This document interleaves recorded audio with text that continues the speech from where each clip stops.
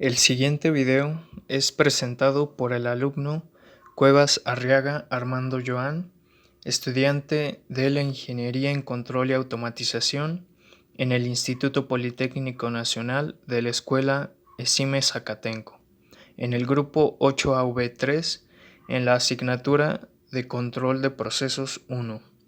El proyecto del cual se hablará es la propuesta de un proceso productivo y en específico de la producción de alimentos balanceados para perros, peces y gatos. Descripción del proceso.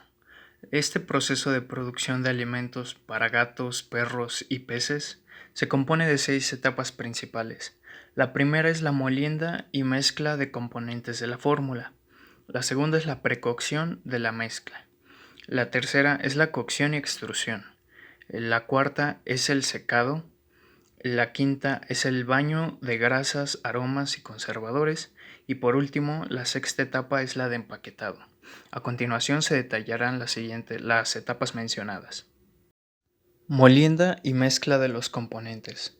En esta etapa se realiza la molienda de algunos cereales y carnes, pero la proporción que se le asigna a los cereales dentro de la mezcla es predominante, ya sea trigo o maíz por mencionar algunos. Además, se realiza la mezcla con proteínas y minerales inorgánicos como hierro y calcio, que son balanceados por los creadores de la fórmula. Precocción de la mezcla. La mezcla obtenida anteriormente es precocida a una temperatura de 50 grados centígrados y se continúa agitando para asegurar una mezcla uniforme y con la temperatura correcta. La idea de tener la mezcla a una temperatura determinada es para hacer más eficiente la siguiente operación, que es la de extrusión. Cocción y extrusión. Una máquina extrusora es alimentada por la mezcla previamente calentada a 50 grados centígrados.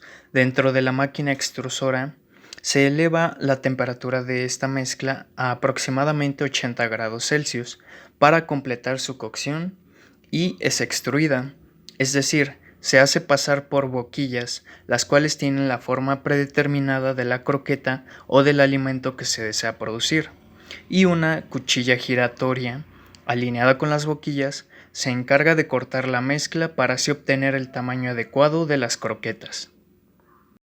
Etapa de secado.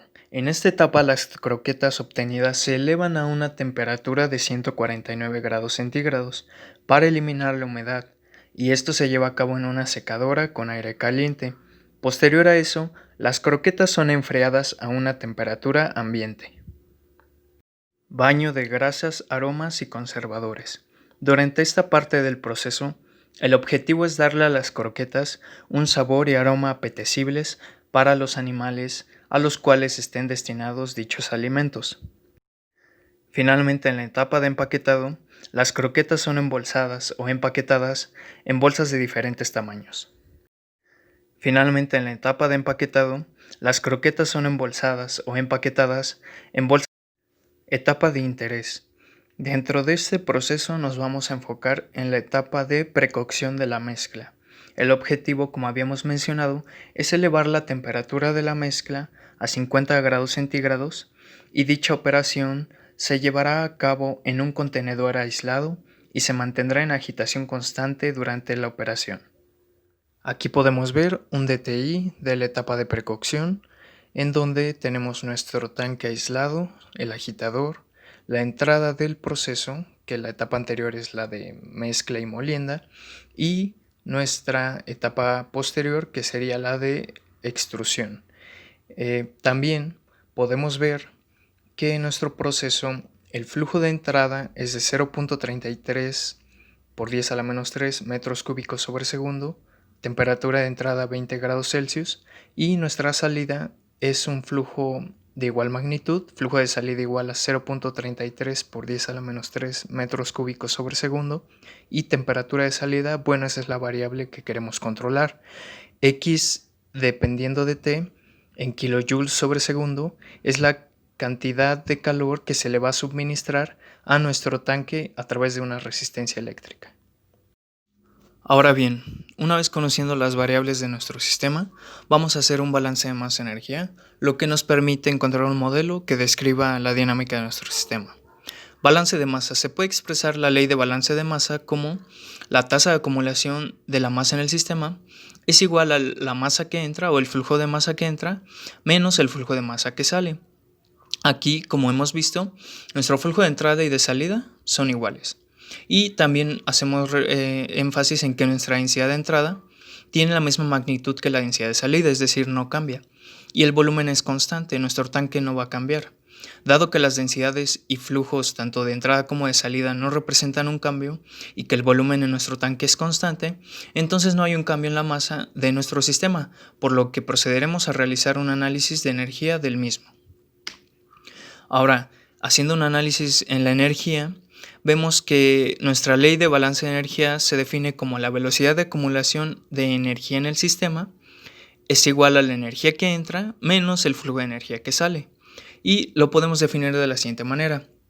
En términos de la entalpía, sería el flujo de entrada por la densidad de entrada por la entalpía de entrada, más X de T, que es nuestra energía suministrada, es una energía que entra, menos flujo de salida, densidad de salida por entalpía de salida. Esto es la energía que sale de nuestro sistema, y esto es igual a la tasa de cambio de U de T, que es nuestra energía interna del sistema, por el volumen por la densidad de salida. Ahora bien, podemos reescribir esta ecuación en términos de las temperaturas y queda de la siguiente manera. Flujo de entrada por densidad de entrada por capacidad calorífica de entrada a presión constante por temperatura de entrada más X de T, nuestra energía suministrada, menos flujo de salida por densidad de salida por capacidad calorífica de salida por temperatura de salida. Esto es igual a la tasa de cambio en la temperatura por temperatura de salida por la densidad, por el volumen y por nuestra capacidad calorífica a volumen constante. Algo importante a notar es que en este rango en el que trabaja nuestro sistema de 20 a 50 grados Celsius, no hay un cambio en nuestras capacidades caloríficas. Como vemos, tanto a volumen constante como a presión constante, tenemos la misma magnitud en capacidades caloríficas, tenemos la misma magnitud de densidades, tanto de entrada como de salida, y nuestro volumen es constante. Entonces, podemos reescribir la ecuación de la siguiente manera, como en el inciso A. Flujo por densidad por capacidad calorífica por la temperatura de entrada, más la energía suministrada por la resistencia, menos flujo por densidad por capacidad calorífica por temperatura de salida. Esto es igual ahora sí a la tasa de cambio en nuestra temperatura, pero por volumen, por densidad, por capacidad calorífica, pero estas ya son constantes. Esta es en estado transitorio. Para reescribir nuestra misma ecuación pero en estado estable, se define como en el inciso B. Flujo por densidad por capacidad calorífica, pero ahora por la temperatura de entrada en estado estable, más la energía suministrada en estado estable, y lo mismo ocurre para la energía que sale, pero ya tenemos la temperatura de salida en estado estable. Esto es igual a 0 porque al ser estado estable se considera que no hay un cambio. El siguiente paso es restar la ecuación B de la ecuación A. Entonces a la ecuación A le sustraemos ecuación B y nos queda de esta manera, con las mismas constantes, pero con nuestras variables restándose, las de tiempo transitorio menos las de tiempo estable. Y aquí podemos hacer un cambio de variable en donde definimos nuestras variables de desviación y quedan de la siguiente manera. Para la temperatura de entrada, esta es nuestra variable de desviación, donde restamos la de entrada en transitorio menos la de entrada en estable, y lo mismo para la temperatura de salida y para nuestra energía suministrada. Nuestra ecuación quedaría de la siguiente manera. Así, con la ecuación, considera nuestras variables de desviación. Ahora bien, este término que tiene la temperatura de salida lo pasamos sumando a este miembro y entonces ya tenemos en un mismo miembro las temperaturas de salida y pasa sumando obviamente y esto es igual a la energía suministrada más la temperatura de entrada por nuestras constantes. Para simplificar la ecuación dividimos entre este término que es el flujo por la densidad por la capacidad calorífica, que es el que multiplica nuestra temperatura de entrada, y entonces la ecuación nos queda de la siguiente manera, en donde se multiplica a la derivada de la temperatura de salida por volumen sobre flujo más la temperatura de salida. Esto es igual a 1 entre flujo por densidad por capacidad calorífica por nuestra energía suministrada por la resistencia más la temperatura de entrada. Aquí vamos a hacer Esto que vamos a definir nuestras variables tau, que es nuestra constante de tiempo, que es la que multiplica nuestro término de la derivada, es el volumen entre el flujo, y al hacer la operación nos queda que tau es igual a 151.51 segundos. Lo mismo para K. K es nuestra ganancia para nuestra entrada de energía suministrada, y al desarrollar la división 1 entre el flujo por la densidad por la capacidad calorífica, obtenemos que K, nuestra constante, bueno, nuestra ganancia más bien, es 0.7283 segundos sobre kilojoule. Nuestra ecuación la podemos escribir ya en esta forma más simple, y ahora a esta le aplicamos transformada de Laplace, la cual nos permite pasar al dominio de Laplace, en donde queda de la siguiente manera: tau s por temperatura de salida menos temperatura de salida en tiempo cero más la temperatura de salida. Esto es igual a K, nuestra ganancia, por la energía suministrada en el dominio de Laplace más la temperatura de entrada igual en el dominio de Laplace.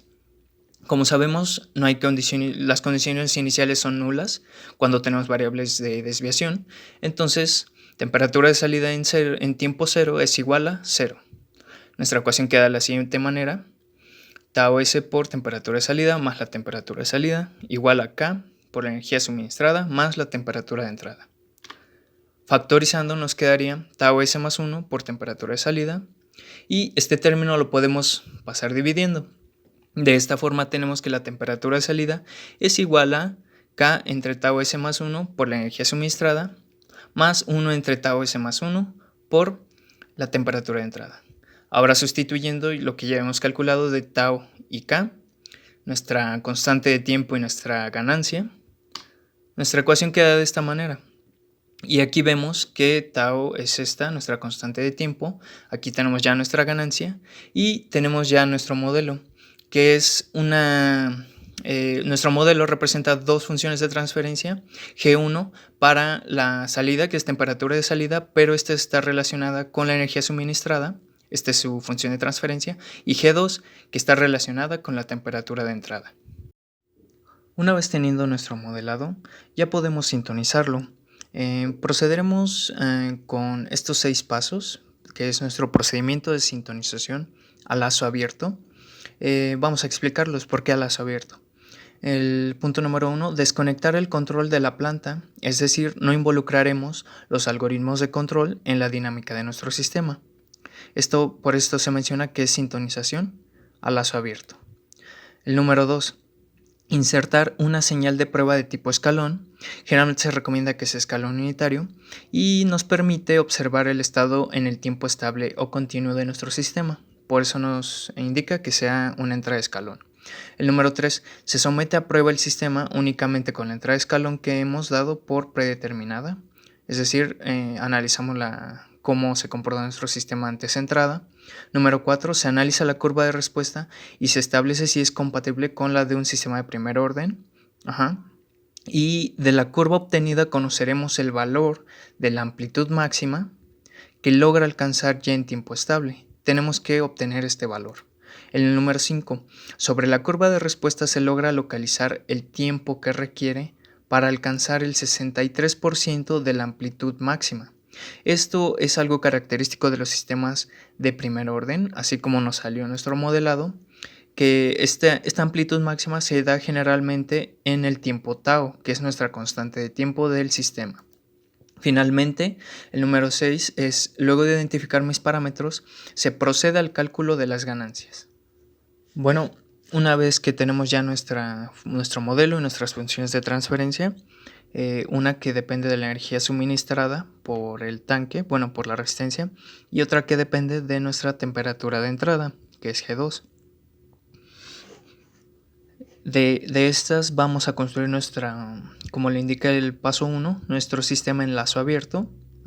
No tenemos un bloque de control, solamente nuestro escalón unitario como entrada de prueba para nuestra función de transferencia de la energía suministrada por la resistencia, que es G1, y para la función de transferencia que depende de la temperatura de entrada, pues la temperatura de entrada la definimos con 20 grados centígrados, una amplitud de 20 grados Celsius. Estas dos como nos indica el sistema, se suman. Y vamos ahora a ver cómo se comporta. De esto vamos a sacar nuestra amplitud máxima de la curva de respuesta. Y como vemos, sí, se estabiliza un poco arriba de los 20 grados centígrados. Aquí ya puntualmente tenemos marcado en el punto 2 que alcanza la temperatura máxima o la amplitud máxima a los 1337 segundos, 1337.29, y de esa amplitud máxima el 63% es aproximadamente a los 13.10 grados centígrados y lo alcanza a los 151.49 segundos. Estos ya son los parámetros que vamos a usar. Como vemos, ya no aumenta después de esos 20.73 grados. Bueno, una vez analizada ya nuestra curva de respuesta ante esa entrada de escalón de prueba, escalón unitario, tenemos que la amplitud máxima que se alcanzó fue de 20.73. Esta amplitud máxima la alcanzamos a los 1337.29 segundos. La vamos a definir como T2 o tau. Y una característica de los sistemas de primer orden es que alcanzan el 63.21% de la amplitud total en la constante de tiempo tau de nuestro sistema. Como habíamos calculado, era de 151.51 segundos. Pues aquí en la curva analizamos que fue a 151.49 segundos, muy cerca de tau. Ahora bien, también utilizamos este parámetro de escalamiento que es U máxima, que puede ser de 0.1 o 0.2. Nuestra gamma 0 es igual a tau menos tau 0, es decir, el tiempo en el que se alcanzó la amplitud máxima menos el tiempo en el que se alcanzó el 63.21% de esa amplitud. Y esto es igual a 1337.29 segundos menos 151.49 segundos es igual a 1185.8.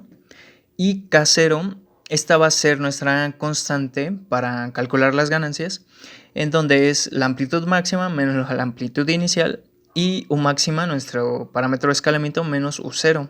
Entonces esto es igual a 20.73 menos 0 entre 0.1 menos 0, nosotros elegimos 0.1 y esto es igual a 207.3. Este es K0. Y finalmente el otro parámetro que necesitamos es tau 0, que es el tiempo en el que alcanzamos el 63.21% de la amplitud máxima. Y bueno, ya con estas podemos calcular nuestras ganancias. Bueno, una vez ya obtenidos nuestros parámetros, gamma 0, K0 y tau 0, ya podemos utilizar nuestras fórmulas de Ziegler-Nichols que se ocupan para la sintonización a lazo abierto, en donde tenemos para la fórmula para una ganancia puramente proporcional, las ganancias para proporcional más integral, y las fórmulas para las ganancias proporcional, integral y derivativo, que involucran estos parámetros que hemos calculado, gamma 0, K0 y tau 0. Y ya sustituyéndolos, en el caso del puramente proporcional, tenemos que arroja una ganancia proporcional de 0.037 75.966. Para la proporcional más integral, nuestra ganancia proporcional nos arroja 0.033 98.370 y una ganancia integral de 454.47. Y ya sustituyendo para el caso de la proporcional más integral más derivativa, nos arroja el valor de proporcional igual a 0.04531160, integral igual a 302.98 y derivativa igual a 75.745. Estas son las que vamos a aplicar en nuestro controlador PID. Bueno, aquí analizamos el control PI, en el cual tenemos una entrada de 50 para nuestro comparador, y también tenemos que en este diagrama nuestra entrada a la función de transferencia de la temperatura de entrada le asignamos un escalón de 20, porque es de 20 la temperatura de entrada, 20 grados centígrados. Y nuestro controlador PID pues únicamente tiene en la ganancia proporcional. Esto obviamente para nuestra función de transferencia de nuestra calefacción, bueno, nuestra resistencia de calentamiento. Compilamos.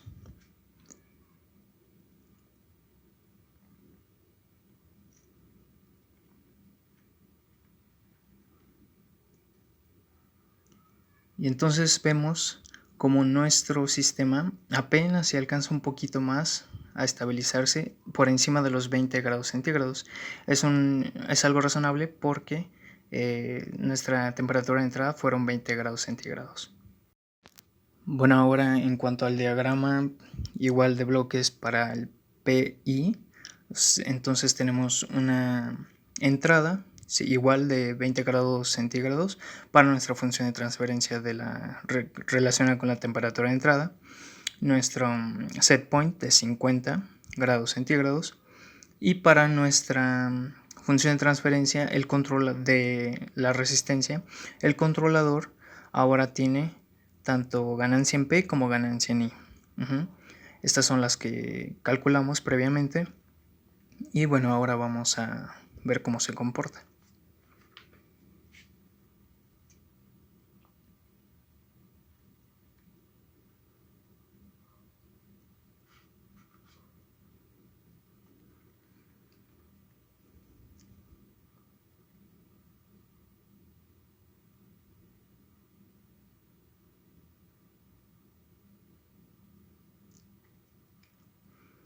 Y bien, como vemos, el sistema parece llegar a la estabilidad en 50 grados, pero después de más o menos 4000 segundos vemos que es inestable. Entonces no nos asegura un buen funcionamiento este sistema. Bueno, y ahora con las tres ganancias, proporcional, integral y derivativa, tenemos una entrada igual, un escalón de 50 grados Celsius. Tenemos la temperatura de entrada de 20 grados Celsius, nuestra función de transferencia relacionada con la temperatura de entrada, la función relacionada con la resistencia, y en nuestras ganancias del PID ya tenemos para la proporcional, la integral y la derivativa los valores que calculamos previamente. Entonces veremos cómo se comporta el sistema.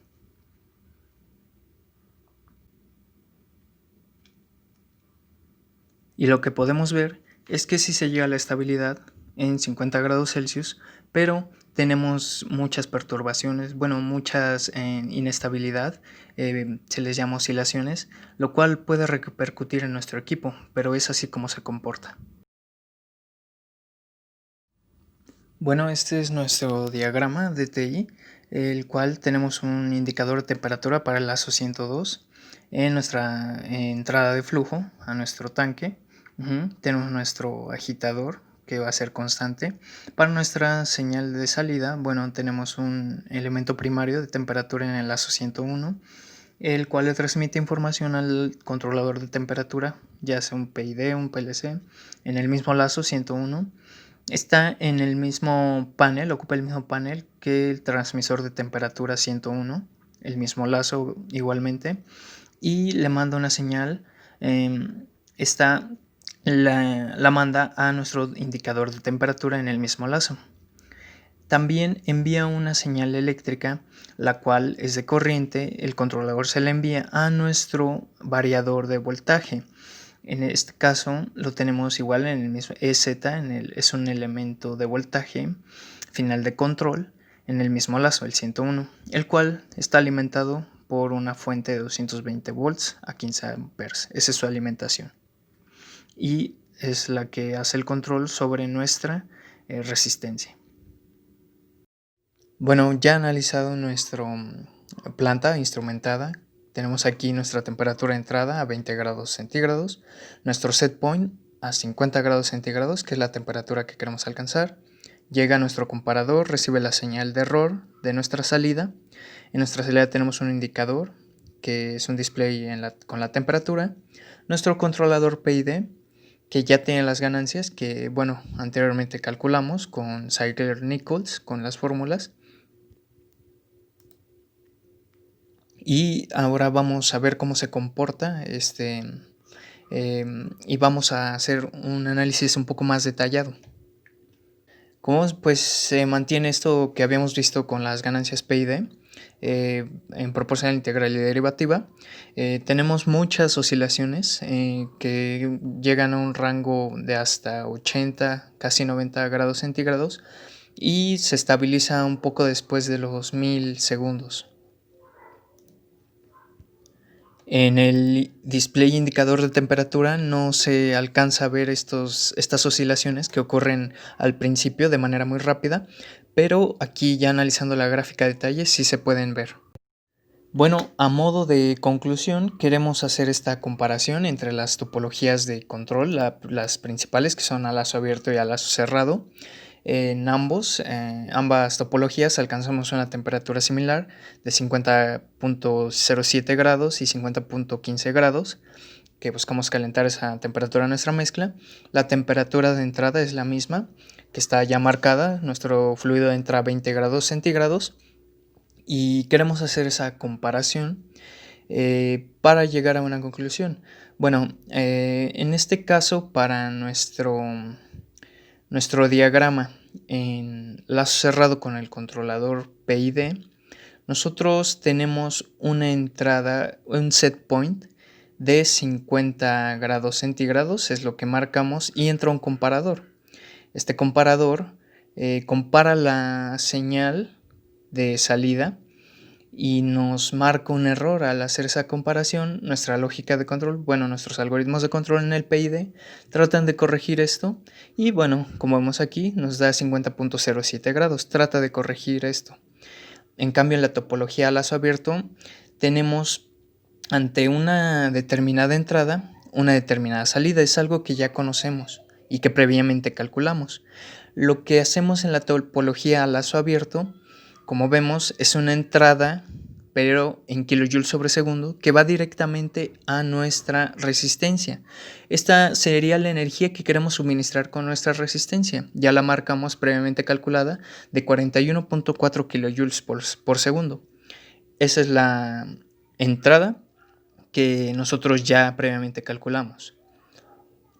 Y bueno, vamos a ver cómo es que se comportan y hacer esta comparación. Como vemos, ya lo habíamos analizado previamente con el cálculo de las ganancias. Hay oscilaciones ante un lazo abierto, ante un lazo cerrado con controlador PID, lo cual no es siempre deseable. En un proceso como este, buscamos que en ese rango de 20 a 50 grados no tengamos oscilaciones, que aquí, como vemos, alcanzan hasta 80 grados, casi 90, porque podrían cambiar las condiciones, las propiedades de nuestra mezcla. Por eso no es muy deseable, a pesar de que sea un control más sofisticado, por así decirlo.